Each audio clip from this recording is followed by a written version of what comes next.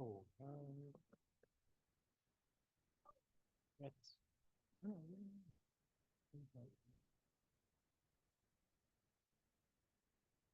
Yep. Do you have a job or not yet? I mean, like. Students, make sure you sign in for extra credit. Oh, okay.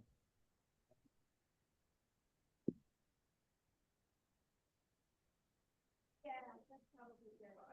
And how many? Yeah, I was telling, I was with the question runners and I was telling them about Prop 33 and 34.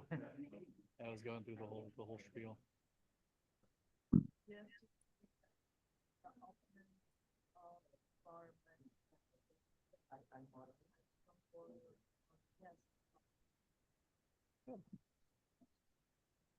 Have you had a chance to look over the propositions? No, but I just got my ballot and I was looking at the presidential candidate, and that was intriguing. Oh, because RFK was there? Yeah. Well, I he thought he hasn't. stepped down for a second. Yeah, he has, but he hasn't been able to get his thing off of the ballots. So he's still on a lot of ballots. Okay, so I'm just gonna introduce everyone. Hey, everybody, welcome to the Day of Politics. Woo! Everybody, if you're getting extra credit, please sign in. Don't forget to sign out. We're gonna get started with our wonderful ASO president. Please put your hands together for Jasmine Minchez Lopez. Woo!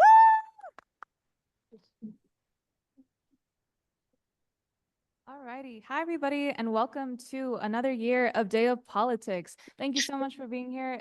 If you're a student, I think that this is more valuable than we know. And I would just really want to extend that thanks to Professor Rob for always putting on events like this and being so involved and proactive on campus.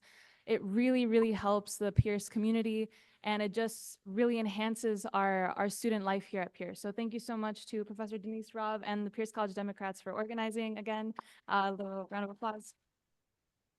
Amazing.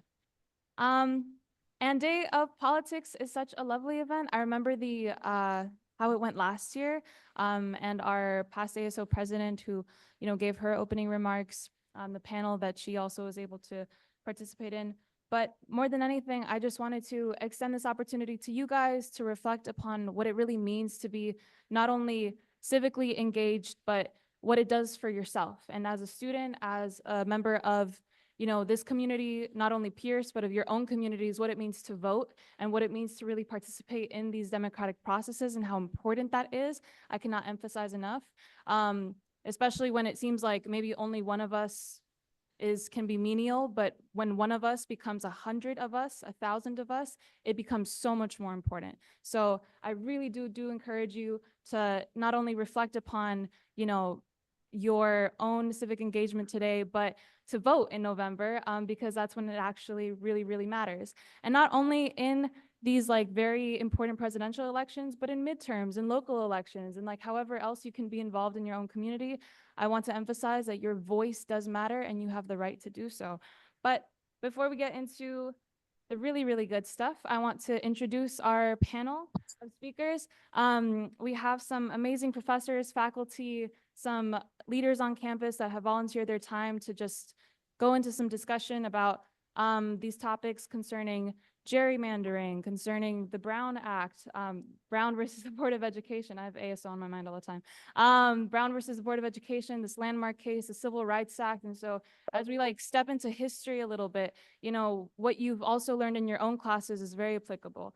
So please, let's give the floor to, we have Professor Julio Tuha, and we also have Professor James McKeever, and our last professor, whose name I am not finding here, but I'm sure one more time. Professor Strickland, amazing. Yes, thank you. Yeah.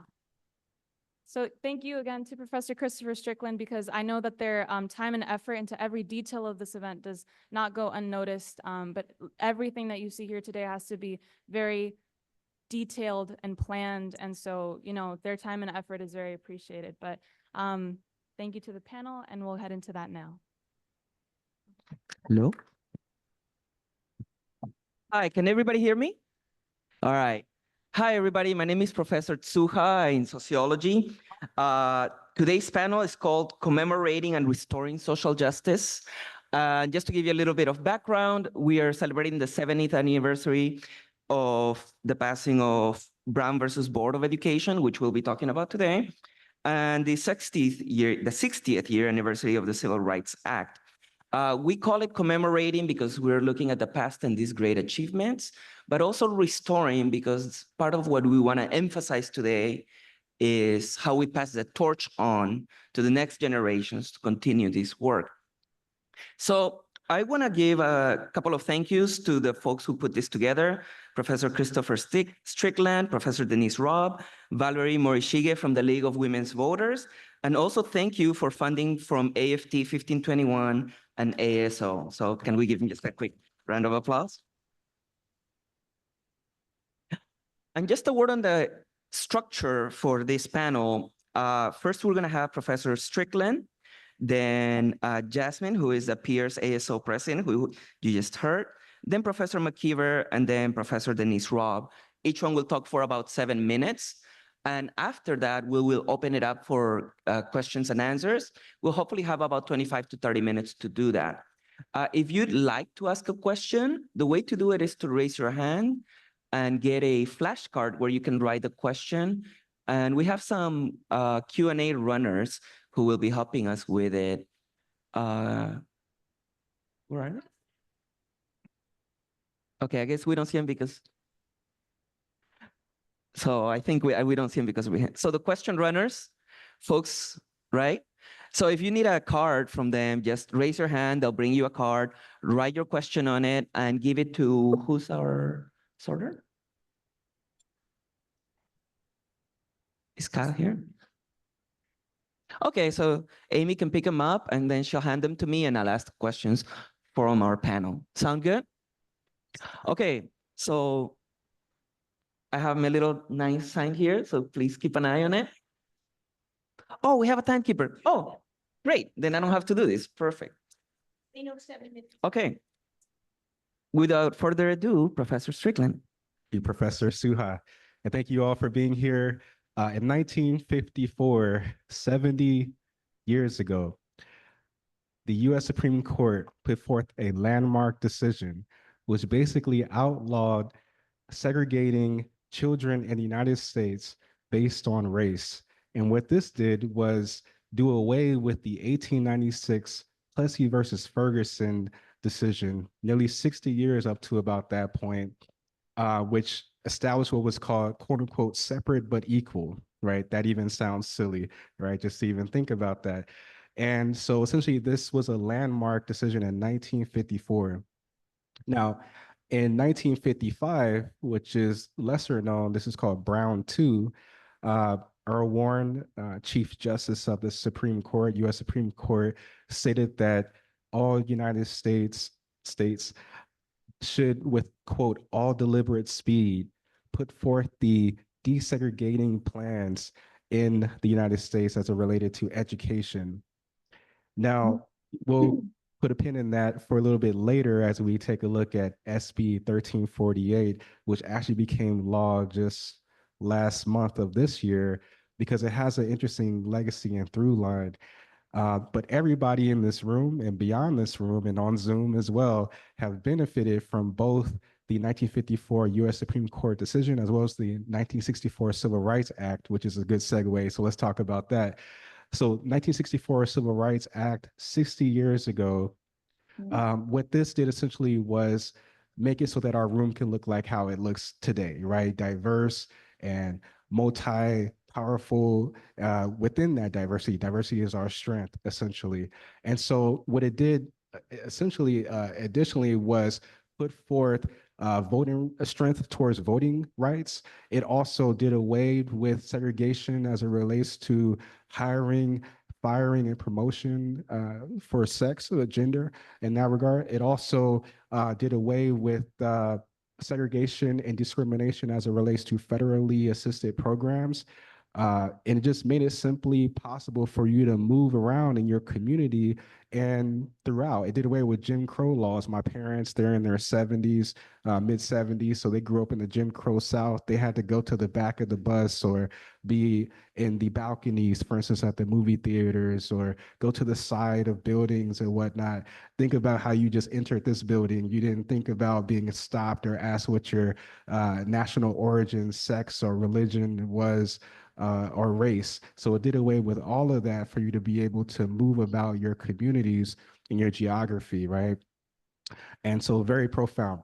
Now, in regards to SB Senate Bill, that's what that SB stands for, Senate Bill 1348, this really got written by Stephen Bradford, state senator here in California. He was the main author of SB 1348, which looks at basically Black serving institutions.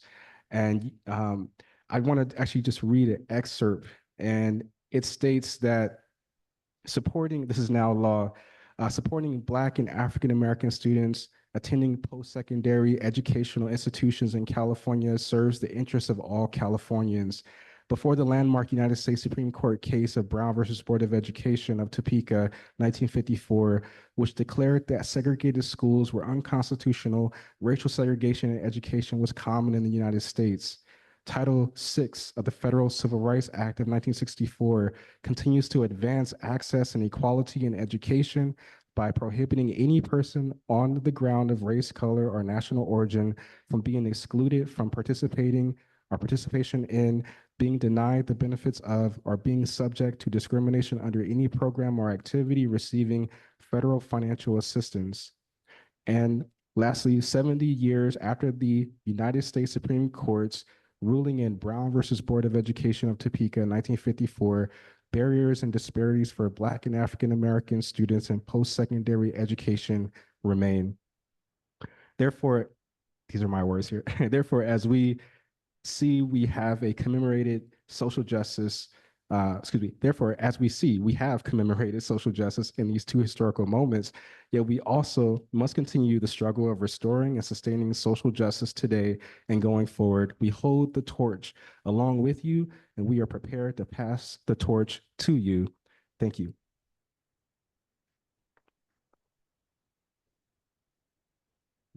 Next, we have Jasmine, our ASO president. Go ahead.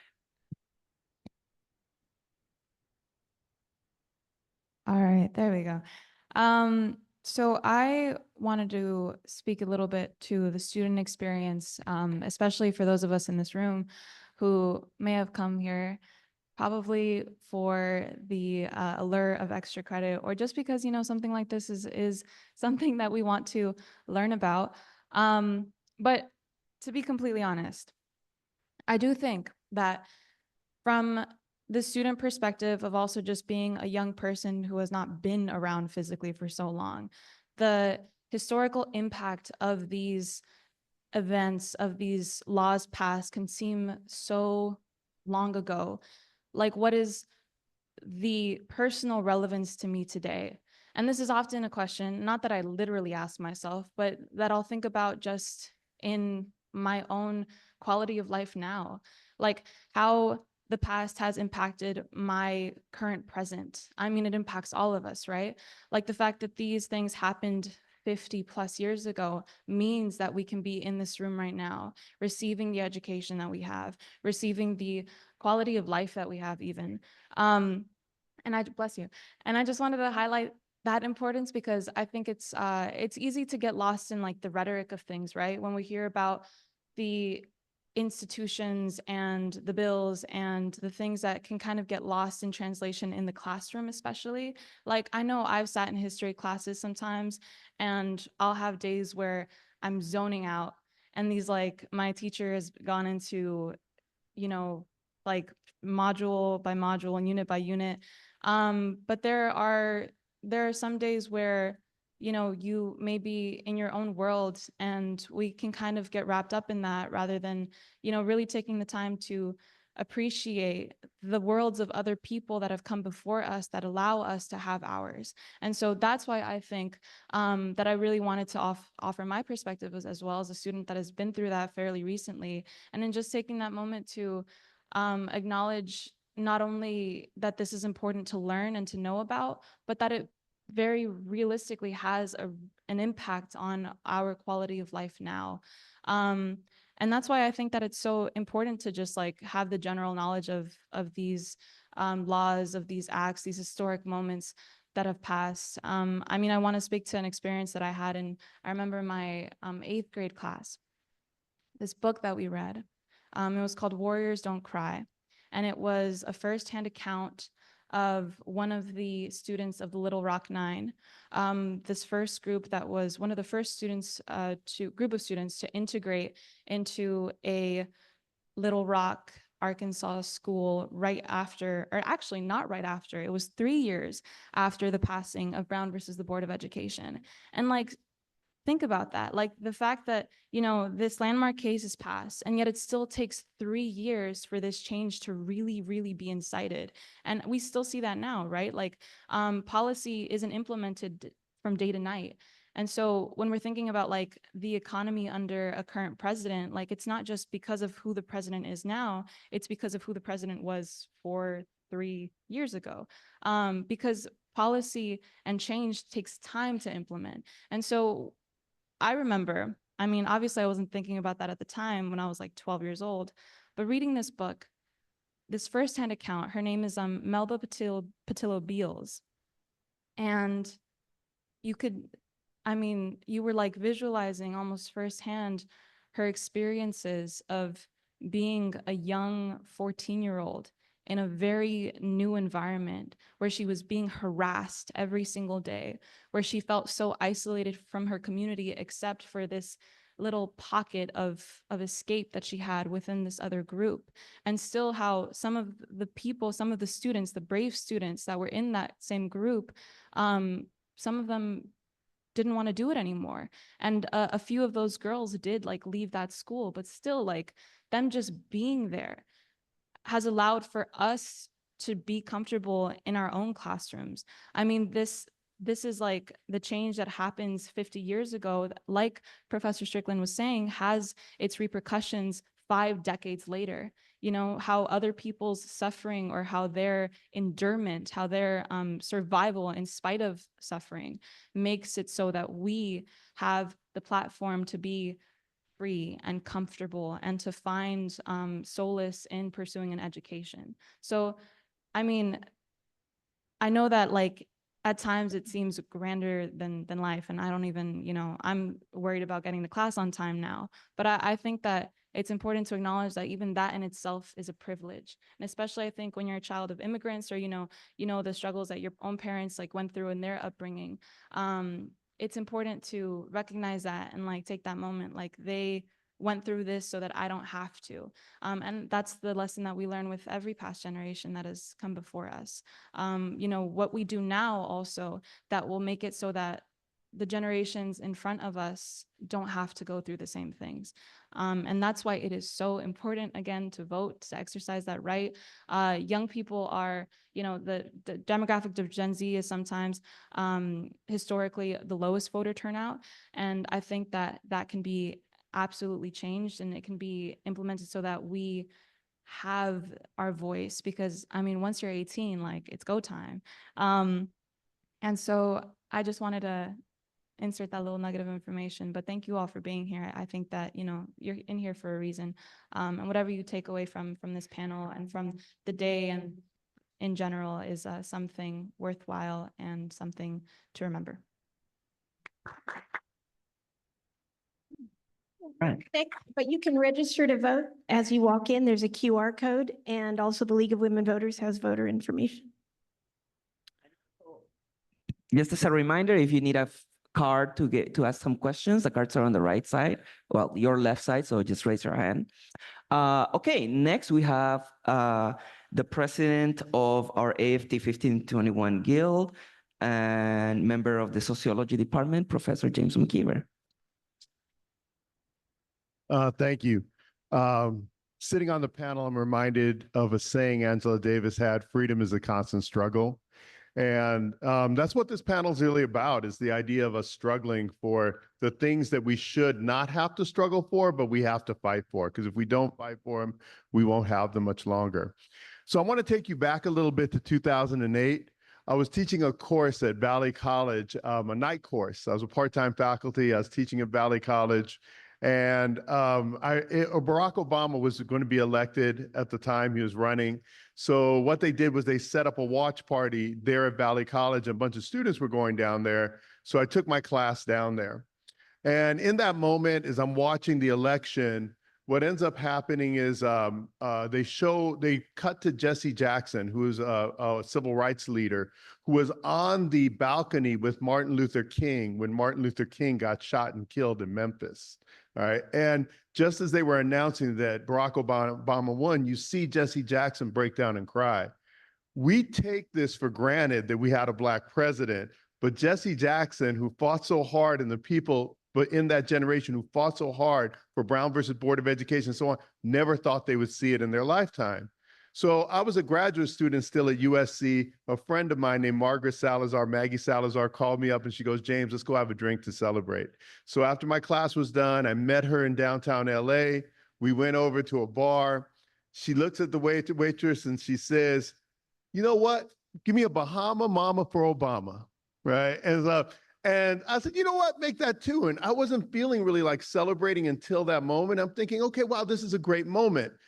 And I look up at the TV and they're showing the election results and it showed that Prop 8 passed. Now, what you don't know about Prop 8 was when California voted to deny gay rights for people who are gay to get married. California, the most liberal state in the union, said hell no to gay people. Right. And I remember it reminded me, damn, I'm still in the United States. I'm still in California. I'm still in Los Angeles, and we still have a long way to go. So gay people have been fighting for their rights. The LGBTQIA plus community has been fighting for their rights since the 1970s for gay marriage in California, since the 1970s. At one point in 1999, we gave them a compromise for domestic partnership, which means, well, we're not going to give you marriage, but you can claim your domestic partner and you can get some of the rights that married couples get, separate but equal, right? The same thing that African Americans said, like, this isn't right, separate but equal, is the same thing we were doing to gay people. And then in 2004, Gavin Newsom, who was the mayor of San Francisco before he was the governor, starts doing marriages in San Francisco, finds this little loophole, does some marriages in San Francisco. And then 2008, that's when all those marriages become null and void, okay? So we take those rights away from people. So at one point, during Barack Obama's administration in the first term, they asked Joe Biden a question about gay rights. And Joe Biden said, yeah, if gay people want to get married, they should be able to get married. So then they went to Barack Obama, stuck a mic in front of his face and asked him the same question. And Barack Obama said, I agree with Joe. Because if two people love each other and they want to get married, I don't believe we should be able to stop them from getting married. And at that point, the polls for gay marriage literally overnight went from against gay marriage for gay marriage. And in 2012, 4 years later, California and several other states passed gay marriage laws, all right? But that didn't enshrine or ensure gay marriage for gay lesbian folks, because still the federal government didn't recognize it until 2015 when the Supreme Court legalized it through Obergefell versus Hodges, and then said, okay, we're going to recognize gay marriage too. They have the right to get married. But currently right now, we're still in a fight about it because, as you know, things that are given to us by the Supreme Court can be taken away. And if you don't know what I'm talking about, just ask some women about the rights to an abortion, okay? Rights to make decisions about their own bodies, okay? Not someone else making a decision for them. Those were rights that we thought were enshrined, you know, through the Supreme Court, everyone said they couldn't be changed, and now they've been changed. And we're lucky we live in Los Angeles. We live in California. I love LA, okay? I absolutely do. But the rest of the country is not LA. And there could be a Supreme Court that's conservative in the future that takes away those rights. All right. So currently, right now, there's a proposition called Prop 3, okay, which will enshrine gay marriage in the state constitution by changing some of the wording about what marriage is. Because in the state constitution, it says marriage is between a man and a woman. All right. When it actually, what it'll say then is marriage is between two people. All right. And that will allow, okay, gay marriage to be enshrined in the state constitution. Now, I know some people might have certain religious, objections to this and so on, and that's your right to have religious objections. And you know what I say to you? Don't marry somebody from the same sex. That's what I say to you. If you have an objection, don't marry someone from the same sex. But let everybody else make decisions for themselves. Just like we say we want women to be able to make decisions with their own bodies, we should also allow LGBTQIA plus community make decisions for themselves. And by the way, I'll just finish up with this. I have 2 children. I have 6 children. 2 of them came out to me as queer. Both of them came out to me before they came out to their mothers, a full year before they came out to their mothers and brothers and sisters. This is one of the proudest things I can say as a parent, because I made it a safe space for my children to come out. And I think there's nothing worse than you can do to your children than deny them the right to be who they are in front of you when they want to. All right. So don't deny your children either. Thank you. Very good. All right, and lastly, we're going to finish strong with our own professor and longtime activist, Denise Robb from the Political Science Department. Okay. Hey, everybody. So Jasmine, that was wonderful what you said. And Jasmine was talking about how it seems like so long ago. And it's not. All these things we're talking about are back. They're back, like a horror movie. Like all the feminists who got arrested trying to get abortion rights, they're back doing the same things again. Some of them, Gloria Steinem's like 80, 90 years old, I don't know, but she's still working on the same thing she thought was done. I'm supposed to talk about, today I'm going to talk about gerrymandering and the preclearance part of the Voting Rights Act. So this is another thing that reminds me, it came back. So gerrymandering is where the elected officials choose their districts and choose their voters instead of the voters choosing their elected official. It's very undemocratic. It's not in the Constitution. It was created, they started calling it gerrymandering in 1812 after Governor Gary, not Jerry, so it's not even, they don't even call it the right word. It should be called gerrymandering. Governor Gary redrew a crazy district. And for those of you who aren't poli-sci majors, I'll just kind of explain it to you what it looks like. When legislators choose the shape of the district, because every 10 years you have to redraw because of the census. Every 10 years you redraw the districts. So when legislators choose the shape of the district, they do something either called packing or cracking. And they used to do this racially. So what they would do, and it really revved up after Reconstruction, just like we didn't really start getting gun control laws until the Black Panthers wanted to protect themselves. And all of a sudden everyone went, oh, well, we don't really want guns. Same thing with gerrymandering. They started to worry about Black people voting. So after Reconstruction, and also again, in the 60s and the 90s, they started to redraw districts to favor a race of people, a white race. What they did was they would pack. Packing is where if you have a group of African Americans in different places, you pack them all into one district, so they might get one elected official, but they don't get more. Or cracking, where you divide up. all the districts so that if there's a number of districts that have a large African-American population, divide it up so that they don't have enough power to elect somebody because we have a single member majority district system. That's how our Congress is elected.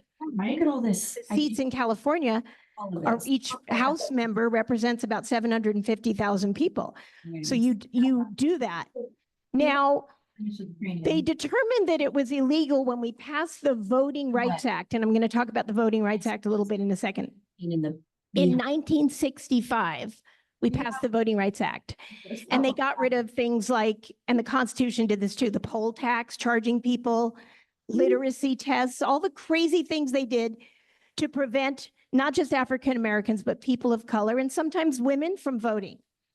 So they said that's illegal. And they said you cannot racially gerrymander or gerrymander anymore.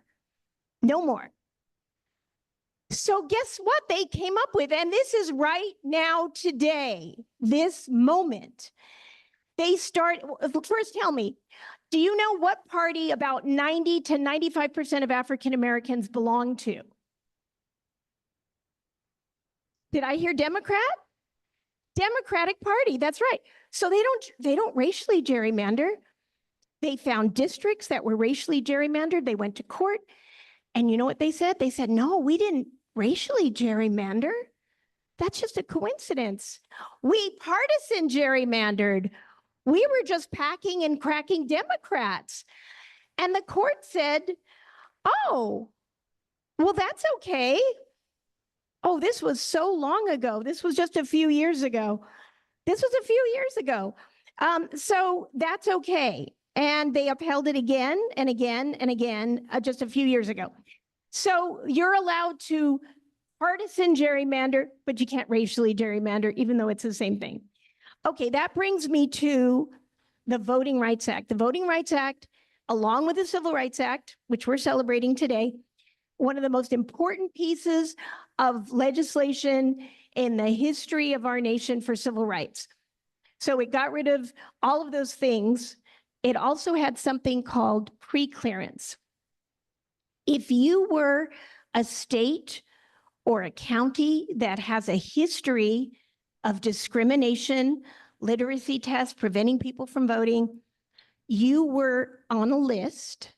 And we had pre-clearance. It was Section 5 of the Voting Rights Act.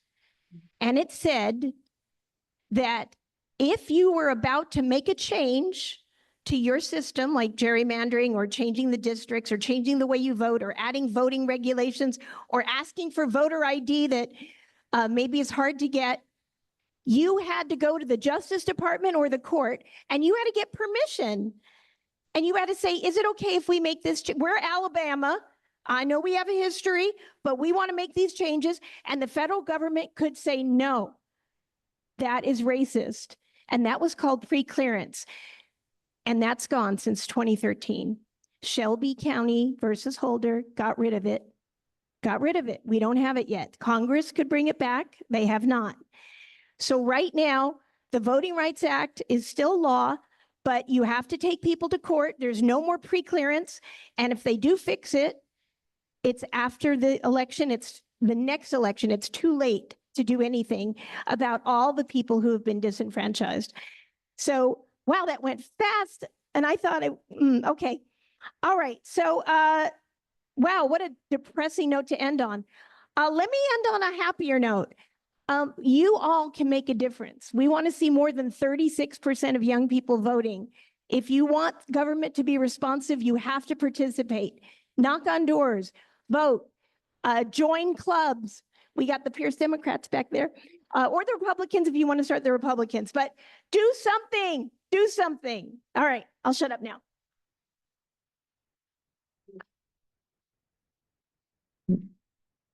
Thank you, everybody, and thank you to our wonderful panel. So now we're going to open this up for Q&A, and I know it's almost time for classes to start at 9:35. So if you see people getting up, that's why. Thank you for coming if you're leaving right now. But if you asked a question and had a flashcard, if there are any, can we bring them forward?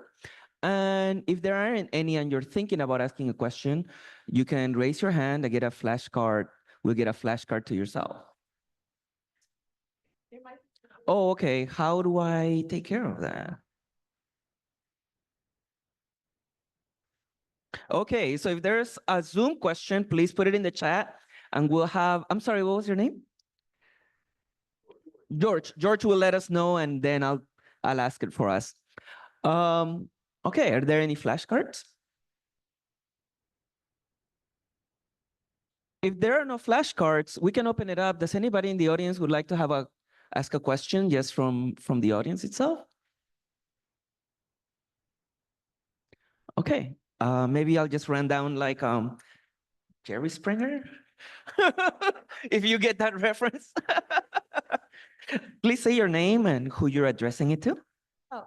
Oh, my name is Emmeline, and I want you to answer. I'm sorry, I don't remember your name, but you were talking about immigrants, and as an immigrant, who can't vote, I just wanted to know, like, what can we do to help out and get our opinions out there, because we live here too, and we also want a better country for ourselves, because we're living here, and our parents, they're not really educated. So I just want to know, like, what can we do to make a better place, better for us, as we can vote.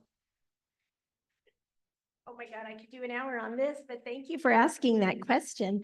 Well, of course, voting, because young people don't vote. I always say the reason your tuition keeps going up is because young people aren't voting. And also, another thing that's really important to do is to join a club, get involved, join an organization. But let's think about voting. People say voting doesn't matter.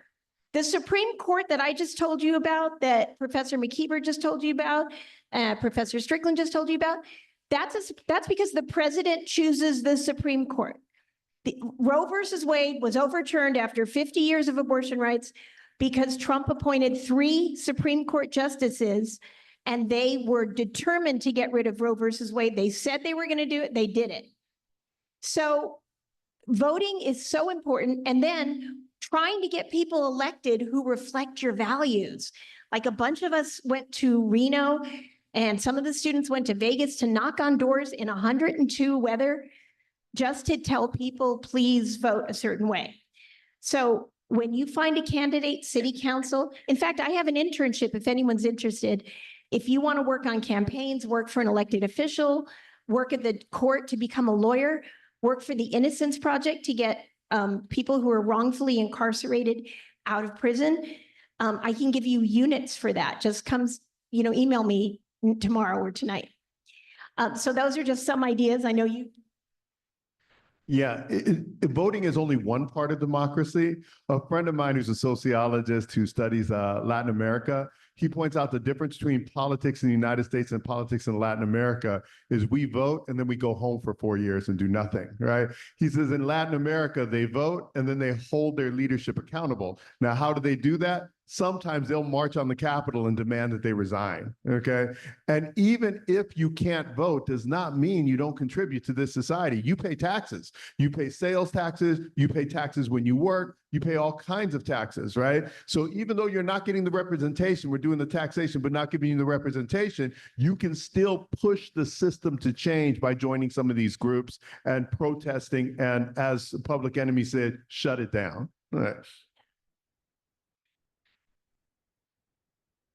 Okay, so I just want to offer like just a way to look at it is echoing what it's already been said. But as an immigrant, I also I didn't start voting until after I started getting involved in politics. And I kind of see voting as the bare minimum anybody can do. So yeah, you can vote, but that's one vote. And you actually have much more power over a whole bunch of other votes. So if I get my cousin to register to vote, now I've got one more vote that I couldn't give. If I get my aunt to remember that the deadline to send in their vote is like tomorrow, that's another vote that counts that I didn't get to vote, but that I still influence. So what you can do always goes far beyond just voting. Yeah, okay. Yeah, and through line to what Professor Suha just stated, I actually just came back from Africa, Ghana, Africa, and right when I touched down, the baggage handler and also helped me to get to my shuttle. This individual, he stated that, well, he asked me, he said, was it easy for you to get a visa to come here? I said, yes. I said, what about for you to come to America if you wanted to? And he said, no. And so he, told me that he's going to try to make connections with people in America. And of course, we exchange WhatsApp information, our guide on the buses, we exchange WhatsApp information and whatnot. So through line to what Professor Suha was stating, make connections, make allies. Those seeds that are planted can go a long way. If there are barriers, if you will, to voting yourself or different types of connections that could be made. If there's barriers, try to find those grassroots, like Professor McKeever has stated, those grassroots politics that could be made. And like Professor Rob stated, those electoral political representations that could be made as well. I just want to add something on what Professor Rob said about the importance of young people voting. They never touch Social Security no matter what, okay? Politicians will leave Social Security alone. And the reason why is old people vote, okay? Yeah, old people vote, right? But what are they doing right now with your education? They keep making it more and more expensive, where even middle-class families can't afford to help their kids go to college any longer. They're going to be raising tuitions at the CSUs by 30% in the next 5 years. Why do they do that? Because young people don't vote. Okay. If you vote, they'll pay attention to what you think and what you want. Thank you for your question. And I think one of the things that you mentioned is also very personal to me. Both of my parents can't vote either, and my brother is also a DACA recipient. And being the only person in my family of 4 who has the right to vote, I think I've always thought about it as not only a responsibility, but as a privilege, right? Like, especially in the sphere of my family, I know that even if they could vote, like maybe we have political differences that really stem from the countries that they grew up in and the ideals that they grew up around. But to your point of like what we can do, especially when the people that are closest to us don't have that right, or even, when we ourselves, you may not, I think just opening that conversation, because the very bottom line that I think should always, always exist is respect. And even when there are those differences in like ideologies or in thoughts around, a certain issue around abortion or, who can have the right to legally marry, like it starts with just opening up that conversation for discussion and saying, rather than approaching this with your fixed mindset and my fixed mindset, like there is a middle ground of respect that we have to have for each other, which is so important, especially now because our political climate is so divided. And that obviously starts within the home. And I think that one of the most important things that we can do, especially as sons and daughters, as children of our parents, is to open up the floor for those very honest conversations about, how we've grown up, what we've grown up around.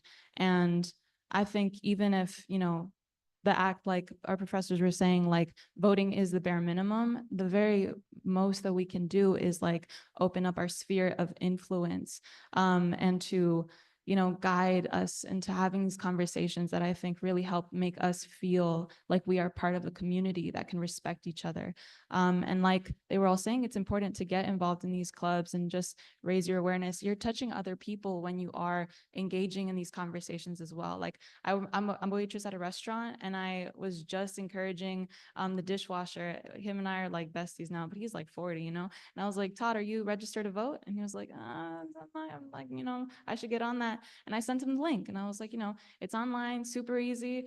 Send it to your girlfriend. And if he might not do it after the first time I remind him, but I'll remind him again, and I'll push him again. And it's in that way that we reach other people, and that I think that we can make the most difference as students, especially just to open up those conversations like we do in discussions all the time. Like, you're yapping away for 300 words. It's what we do.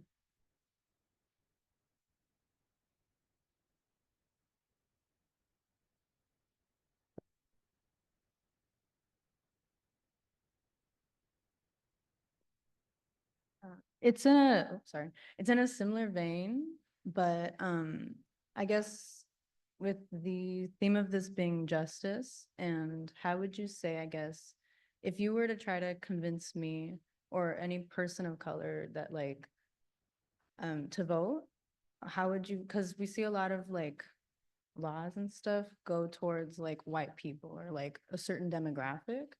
I guess I would ask you, like, if you were to try to convince the average like person of color like to vote, so because a lot of us tend to think like, oh, like they're not gonna do anything in our favor, like why would they? So I guess what would be your argument? I'm going to start because I do this all the time because I knock on doors and try to get people to vote. What I remind people of is if you don't vote, and I know I've said this in class before, if you don't vote, universalize it, right? Let's say you don't vote and just, they do this in philosophy class, universalize the principle to cover all the people. What if all the people decide it doesn't matter? We have examples of this in history. We have countries where people literally don't have the vote. Putin's always saying, look, I got 100% of the vote. I'm so popular. It's amazing. If people don't vote, then we don't have a democracy. If you don't educate yourself on what's happening, you've got 19, my ballot has 19 items on it to vote on besides the candidates. If you check out of politics, politics checks out of you. And I'm not the first person, Plutarch originally said that, but it's true.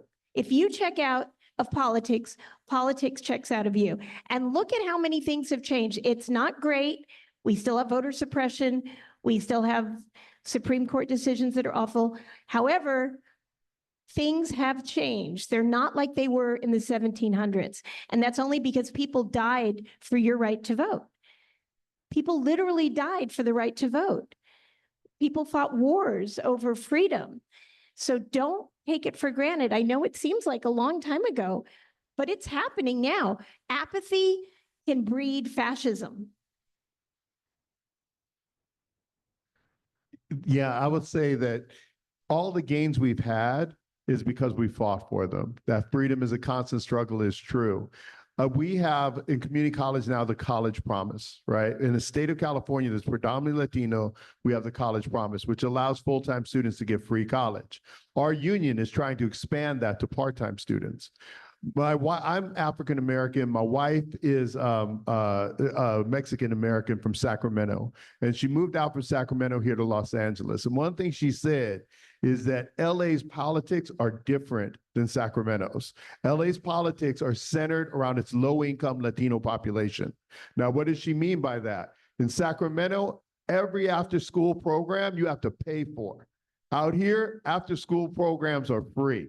She said out there, they get free lunch. Out here, we get free breakfast, free lunch, and we'll give you some fucking food to take home to your family as well, because they deserve that. They need that, and they recognize that. And that's the power of the vote. That's the power of being the majority. And that's the power of being in Los Angeles. And that's why Los Angeles leads the damn state, and well, we should, okay? And that's why California will lead the country.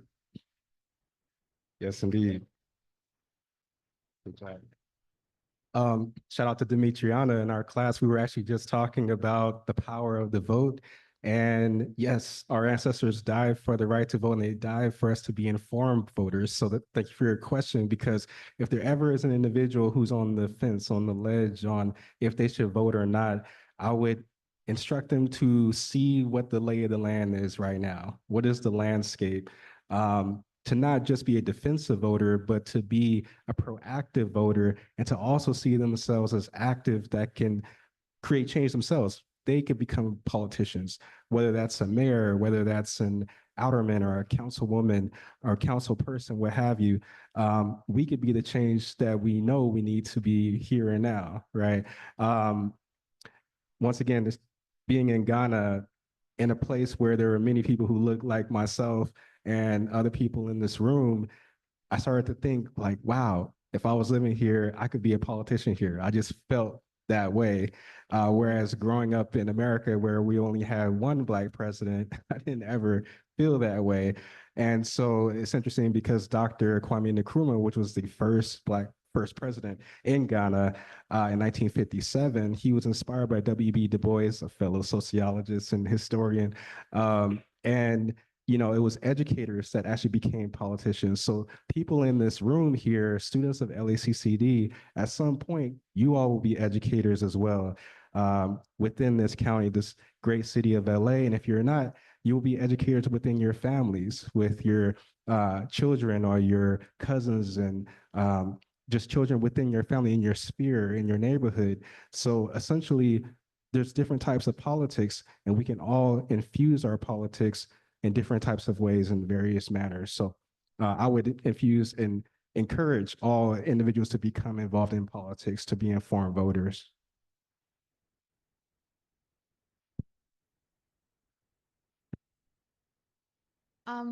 Yeah, I really like your question. Thank you for asking. I think this also applies to like any demographic that we feel, you know, is marginalized or underrepresented. It's like, if I feel that the system isn't working for me, why should I take part in the system? And I think to a lot of what has already been said, like the system is already, because it's not working for you, like why just idly sit and like let it happen? Like what we can do may seem so minuscule in the moment, but it's these small steps that make up these big changes over time. Like every minuscule, quote unquote, thing that led up to the passing of Brown versus the Board of Education, that led up to the Civil Rights Act being turned. It was people that, you know, took their 24 hours and like went through the endurance test of just like waiting this out. Like, when will this change? When will they listen to us? But it's these moments that add up to these big changes. And so, I mean, even now, like I said earlier, my brother is a DACA recipient. He doesn't have the right to vote. But DACA itself, which was an executive order under President Barack Obama, is being tested a little bit. Like we're not sure like what is going to happen with it. And so I've had to have the conversation with him, like, are you good? Like, are you, like, you're gonna be here, right? And I'm not one to be negative or like, you know, worry too much, because I have like faith that everything will turn out okay. But that means that I also have to do my part in making sure that it does, and that it's like the needle is turned towards that better possibility for us. Because even if everybody does not agree with, you know, my ideologies, it's like what we can do is like we are participating in the system to, you know, make sure that our voices are heard. So yeah, I think that that's my wrap up for that.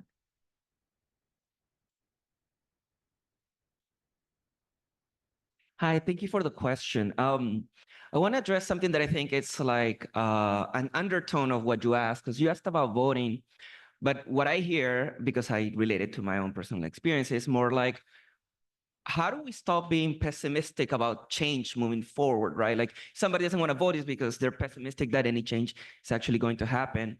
I think what happens is that we teach history in a way that highlights the high points, and it's good because it builds hope, right? So we hear about the wins that we've had. So every campaign that we won, we talk about, but there's not enough pages in the history book to talk about the 20 campaigns that failed before that one. So while our textbooks are really good, perhaps sometimes at building hope, they're not very good at building resilience and looking at things realistically.